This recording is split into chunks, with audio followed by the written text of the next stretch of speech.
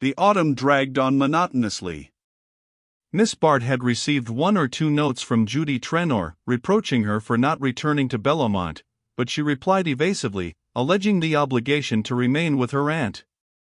In truth, however, she was fast wearying of her solitary existence with Mrs. Peniston, and only the excitement of spending her newly acquired money lightened the dullness of the days. All her life Lily had seen money go out as quickly as it came in, and whatever theories she cultivated as to the prudence of setting aside a part of her gains, she had unhappily no saving vision of the risks of the opposite course. It was a keen satisfaction to feel that, for a few months at least, she would be independent of her friend's bounty, that she could show herself abroad without wondering whether some penetrating eye would detect in her dress the traces of Judy Trenor's refurbished splendor. The fact that the money freed her temporarily from all minor obligations obscured her sense of the greater one it represented, and having never before known what it was to command so large a sum, she lingered delectably over the amusement of spending it. It was on one of these occasions that, leaving a shop where she had spent an hour of deliberation over a dressing case of the most complicated elegance, she ran across Miss Farish, who had entered the same establishment with the modest object of having her watch repaired. Lily was feeling unusually virtuous.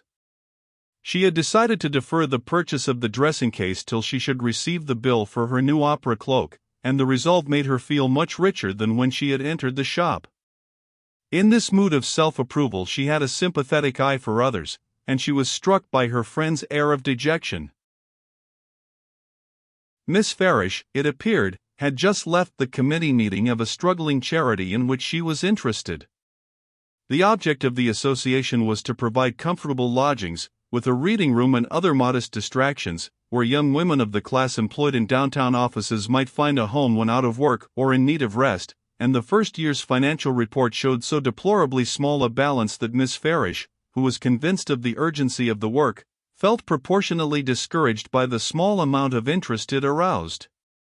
The other regarding sentiments had not been cultivated in Lily, and she was often bored by the relation of her friend's philanthropic efforts, but today her quick dramatizing fancy seized on the contrast between her own situation and that represented by some of Gertie's cases.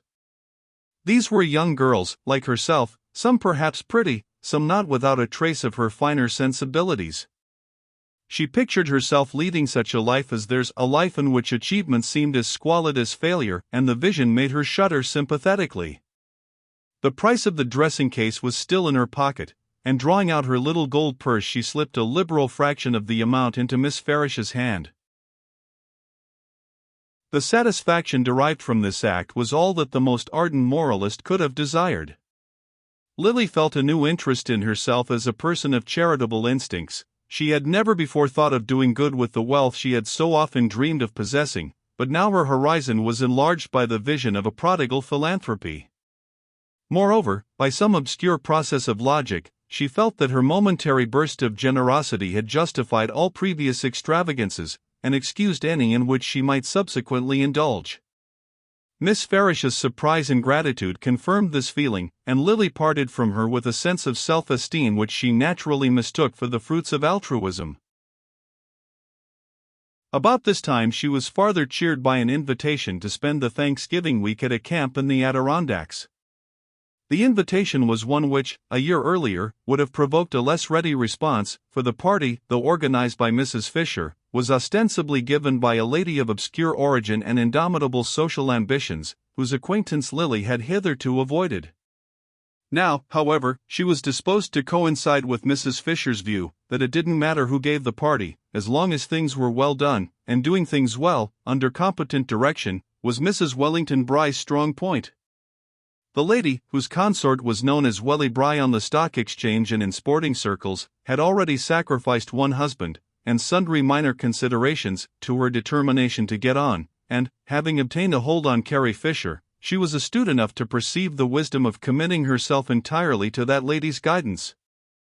Everything, accordingly, was well done, for there was no limit to Mrs. Fisher's prodigality when she was not spending her own money, and as she remarked to her pupil, a good cook was the best introduction to society. If the company was not as select as the cuisine, the Welly-Briss at least had the satisfaction of figuring for the first time in the society columns in company with one or two noticeable names, and foremost among these was of course Miss Bart's. The young lady was treated by her hosts with corresponding deference, and she was in the mood when such attentions are acceptable, whatever their source. Mrs. Bry's admiration was a mirror in which Lily's self-complacency recovered its lost outline.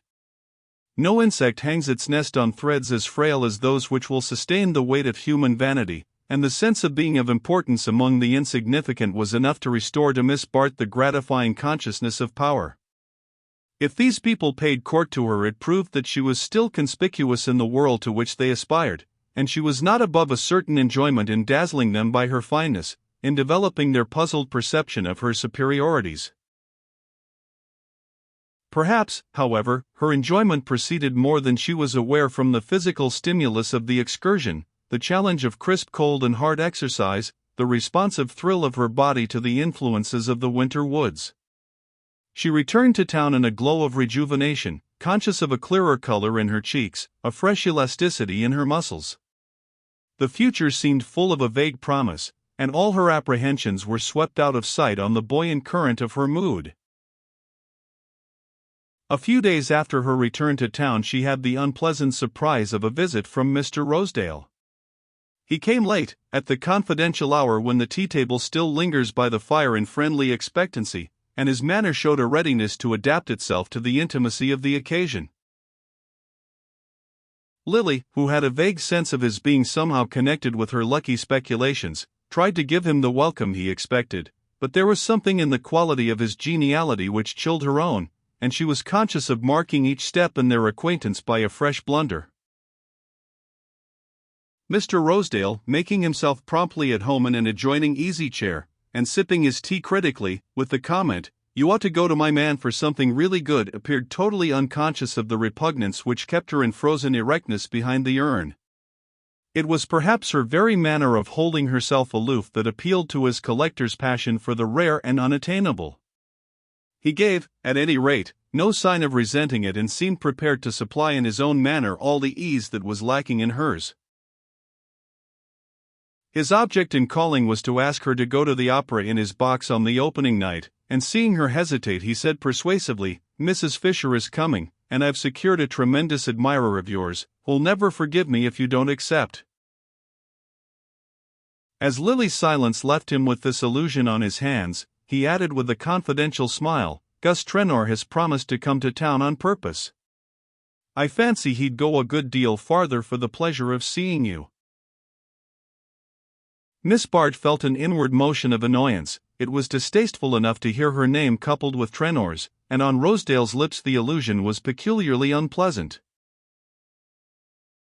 "The Trenors are my best friends. I think we should all go a long way to see each other," she said, absorbing herself in the preparation of fresh tea. Her visitor's smile grew increasingly intimate. "Well, I wasn't thinking of Mrs. Trenor at the moment. They say Gus doesn't always, you know." Then, dimly conscious that he had not struck the right note, he added, with a well-meant effort at diversion, "How's your luck been going in Wall Street, by the way? I hear Gus pulled off a nice little pile for you last month." Lily put down the tea caddy with an abrupt gesture. She felt that her hands were trembling, and clasped them on her knee to steady them, but her lip trembled too, and for a moment she was afraid the tremor might communicate itself to her voice. When she spoke, however, it was in a tone of perfect lightness. "Ah, yes, I had a little bit of money to invest, and Mr. Trenor, who helps me about such matters, advised my putting it in stocks instead of a mortgage, as my aunt's agent wanted me to do, and as it happened, I made a lucky turn. Is that what you call it? For you make a great many yourself, I believe." She was smiling back at him now, relaxing the tension of her attitude, and admitting him, by imperceptible gradations of glance and manner, a step farther toward intimacy. The protective instinct always nerved her to successful dissimulation, and it was not the first time she had used her beauty to divert attention from an inconvenient topic. When Mr. Rosedale took leave, he carried with him not only her acceptance of his invitation, but a general sense of having comported himself in a way calculated to advance his cause. He had always believed he had a light touch and a knowing way with women, and the prompt manner in which Miss Bart, as he would have phrased it, had come into line, confirmed his confidence in his powers of handling this skittish sex. Her way of glossing over the transaction with Trenor he regarded at once as a tribute to his own acuteness, and a confirmation of his suspicions. The girl was evidently nervous, and Mr. Rosedale, if he saw no other means of advancing his acquaintance with her, was not above taking advantage of her nervousness. He left Lily to a passion of disgust and fear. It seemed incredible that Gus Trenor should have spoken of her to Rosedale. With all his faults, Trenor had the safeguard of his traditions, and was the less likely to overstep them because they were so purely instinctive. But Lily recalled with a pang that there were convivial moments when, as Judy had confided to her, Gus talked foolishly. In one of these, no doubt, the fatal word had slipped from him. As for Rosedale, she did not, after the first shock, greatly care what conclusions he had drawn. Though usually adroit enough where her own interests were concerned, she made the mistake, not uncommon to persons in whom the social habits are instinctive, of supposing that the inability to acquire them quickly implies a general dullness. Because a blue bottle bangs irrationally against a windowpane, the drawing-room naturalist may forget that under less artificial conditions it is capable of measuring distances and drawing conclusions with all the accuracy needful to its welfare, and the fact that Mr. Rosedale's drawing-room manner lacked perspective made Lily class him with Trenor and the other dull men she knew, and assume that a little flattery, and the occasional acceptance of his hospitality, would suffice to render him innocuous. However, there could be no doubt of the expediency of showing herself in his box on the opening night of the opera, and after all, since Judy Trenor had promised to take him up that winter, it was as well to reap the advantage of being first in the field. For a day or two after Rosedale's visit, Lily's thoughts were dogged by the consciousness of Trenor's shadowy claim, and she wished she had a clearer notion of the exact nature of the transaction which seemed to have put her in his power, but her mind shrank from any unusual application, and she was always helplessly puzzled by figures. Moreover, she had not seen Trenor since the day of the Van Osburgh wedding, and in his continued absence the trace of Rosedale's words was soon effaced by other impressions. When the opening night of the opera came, her apprehensions had so completely vanished that the sight of Trenor's ruddy countenance in the back of Mr. Rosedale's box filled her with a sense of pleasant reassurance. Lily had not quite reconciled herself to the necessity of appearing as Rosedale's guest on so conspicuous an occasion, and it was a relief to find herself supported by anyone of her own set, for Mrs. Fisher's social habits were too promiscuous for her presence to justify Miss Bart's. To Lily, always inspirited by the prospect of showing her beauty in public, and conscious tonight of all the added enhancements of dress, the insistency of Trenor's gaze merged itself in the general stream of admiring looks of which she felt herself the center. Ah, it was good to be young, to be radiant, to glow with the sense of slenderness, strength and elasticity, of well-poised lines and happy tints, to feel oneself lifted to a height apart by that incommunicable grace which is the bodily counterpart of genius. All means seemed justifiable to attain such an end, or rather, by a happy shifting of lights with which practice had familiarized Miss Bart, the cause shrank to a pinpoint in the general brightness of the effect. But brilliant young ladies, a little blinded by their own effulgence, are apt to forget that the modest satellite drowned in their light is still performing its own revolutions and generating heat at its own rate. If Lily's poetic enjoyment of the moment was undisturbed by the base thought that her gown and opera cloak had been indirectly paid for by Gus Trenor, the latter had not sufficient poetry in his composition to lose sight of these prosaic facts. He knew only that he had never seen Lily look smarter in her life, that there wasn't a woman in the house who showed off good clothes as she did, and that hitherto he, to whom she owed the opportunity of making this display, had reaped no return beyond that of gazing at her in company with several hundred other pairs of eyes. It came to Lily therefore as a disagreeable surprise when, in the back of the box, where they found themselves alone between two acts, Trenor said, without preamble, and in a tone of sulky authority, "Look here, Lily, how is a fellow ever to see anything of you? I'm in town 3 or 4 days in the week, and you know a line to the club will always find me, but you don't seem to remember my existence nowadays unless you want to get a tip out of me."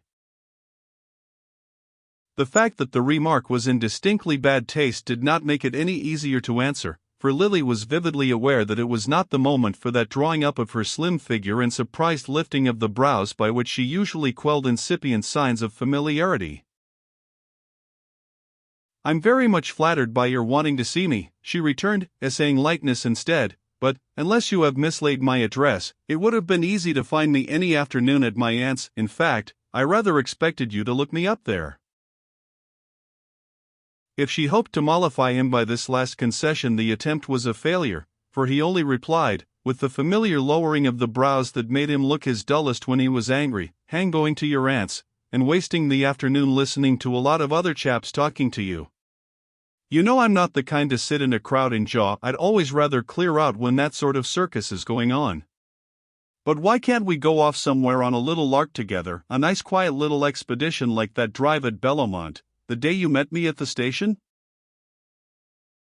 He leaned unpleasantly close in order to convey this suggestion, and she fancied she caught a significant aroma which explained the dark flush on his face and the glistening dampness of his forehead. The idea that any rash answer might provoke an unpleasant outburst tempered her disgust with caution, and she answered with a laugh, "I don't see how one can very well take country drives in town, but I am not always surrounded by an admiring throng, and if you will let me know what afternoon you are coming, I will arrange things so that we can have a nice quiet talk." "Hang talking.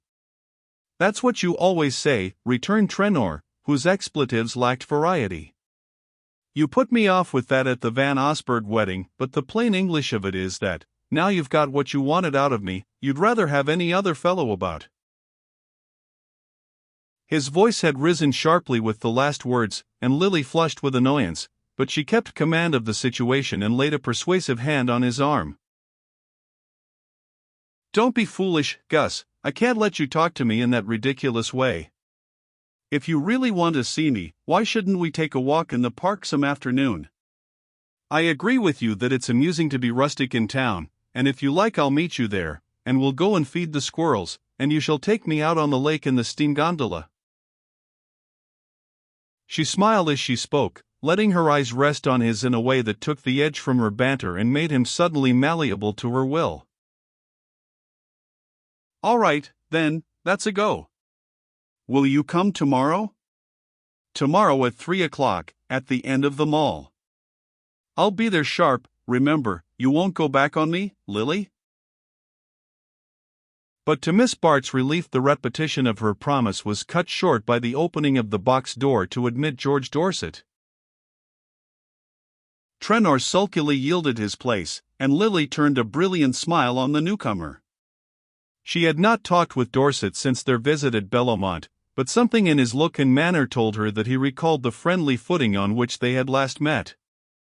He was not a man to whom the expression of admiration came easily. His long sallow face and distrustful eyes seemed always barricaded against the expansive emotions.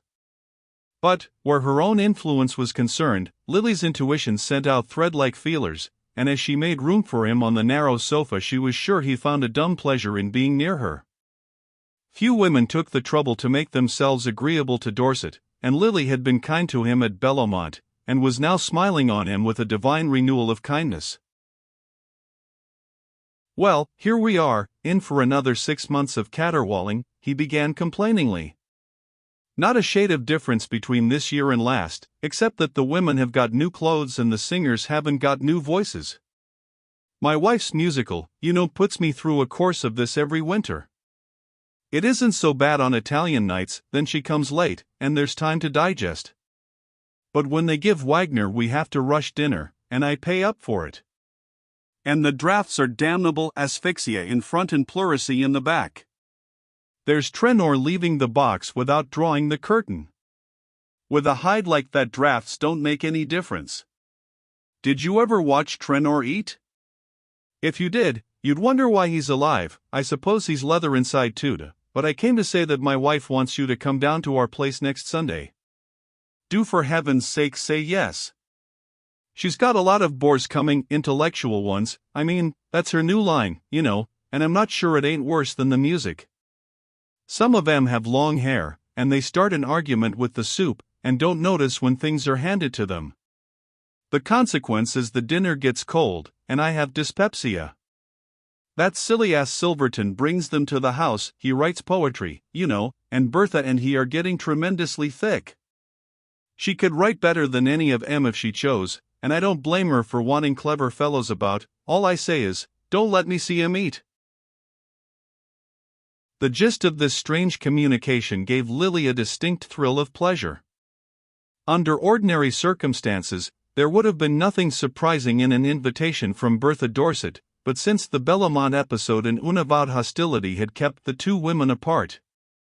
Now, with a start of inner wonder, Lily felt that her thirst for retaliation had died out.